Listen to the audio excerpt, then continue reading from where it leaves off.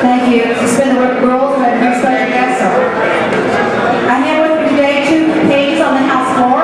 Nicole Allender, she's a 7th grade student at the Baptist Heart of Mary, and her brother Jacob Allender, who is a 5th grade student at North Point Elementary, and accompanying them today are Mindy and Greg Allender, who are also with us in the gallery space. Mr. Speaker, please thank and welcome.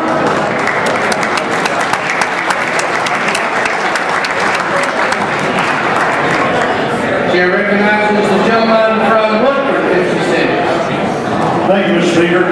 Suspend the rules and introduce a special guest. Without objection.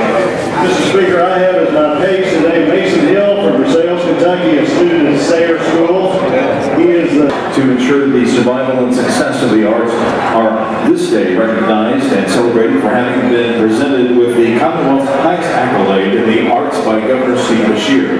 Art tribute is paid to Jerry Baker, recipient of the Milner Award, George Clemmy, recipient of the National Award, Billy Chilton Price, recipient of the Artist Award, the Liquor Barn, Lexington and Louisville, recipient of the Business Award, the Janice Mason Art Museum, recipient of the Community Arts Award, Harry Pickens, recipient of the Education Award, the Kentucky Folk Arts Center, recipient of the Folk Heritage Award, the City of Maysville, recipient of the Government Award, and Judith Egerton, recipient of the Media Award. The members of this August body are delighted to Honored I am to get to do a citation to honor George Clemmy, not only because I'm hoping that it means there will be a dinner involved later, but because we are as Kentuckians proud of his true and genuine success in the arts, from Syriana to every other movie he's ever done. We've enjoyed his movie and TV area of Maysville, a place called Augusta, and we are proud to honor George Clooney as the National Award recipient today. Thank you, Mr. Speaker. Thank you, Lady Marie. Adopted without objection. Chair recognizes the gentleman from Nelson, 50. Suspend the rules and introduce special guests. Without objection.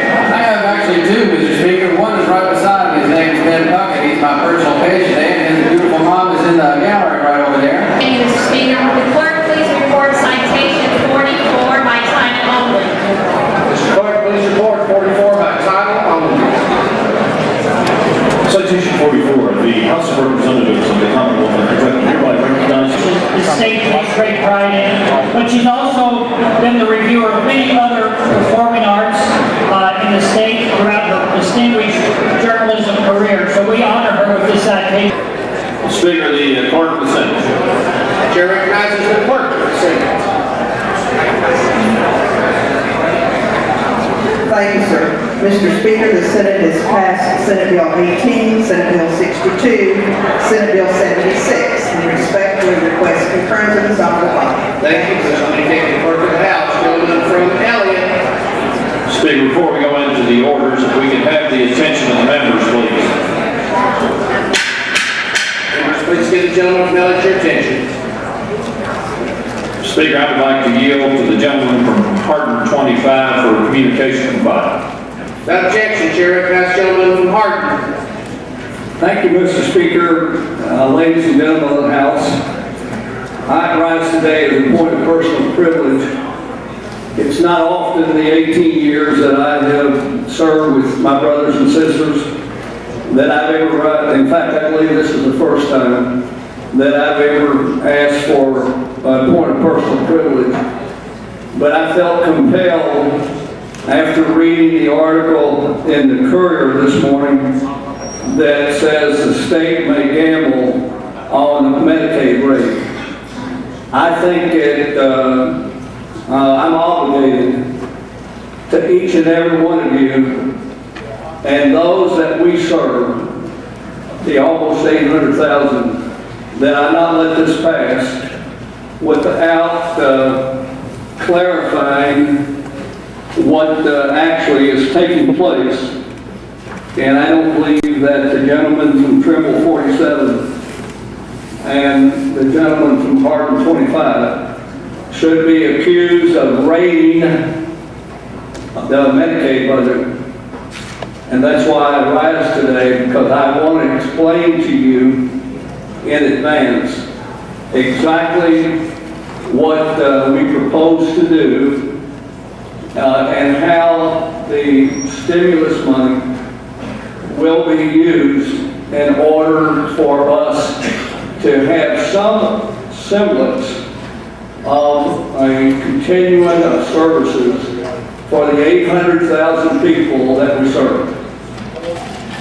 The article says, which is really misleading, it says that the House leaders are proposing a daring budget maneuver that would strip $227 million in general fund money from the state's Medicaid program for the next budget year, and this is what I take exception to, in hopes that the federal government will approve additional stimulus funds for the program in 2011. Now I want to address that point. The $220 million that we propose to use is $220 million that the state of Kentucky will receive or have now, and it's not money that is being assumed that we're going to have. We will have this $220 million. We're not going to do anything different than the governor has done 4 times. The governor has used general fund money and plugged that hole in Medicaid with stimulus dollars. Is it the great thing to do? It is, if you've got to provide those services that we're obligated to provide for those 800,000 people. Because folks, we have to balance the budget. We have to find approximately $400 million. And you can't use stimulus money, which is federal money, to balance our budget. It has to be general fund money. So the proposal is that we use $220 million of general fund money out of the $1 billion that we have over there, and we plug that hole with $220 million of stimulus money. It's not money that's out there somewhere floating around. We have it. Now, if they would have said that in the paper, I would have said amen, because that would have been the truth. But to make inferences that the gentleman from Trimble 47 and the gentleman from Hardin is giving false hope for those 800,000 and these dollars don't exist is false. I would never do that without telling those individuals that the money is being assumed. This money is not being assumed, and this $220 million will carry Medicaid with other cost-saving measures that we must take. It will carry us till January 1 of 2011. I'm not going to make any bones about it. After January 1, 2011, we as a policymakers must make a decision on what we're going to do in order to take care of the people that we are obligated to care for in our Medicaid program.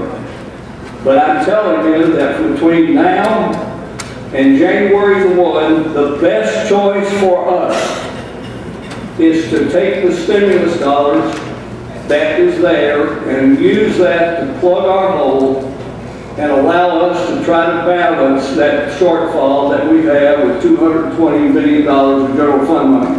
Now folks, I want to make sure that I got up today before it's already been carried all over my district.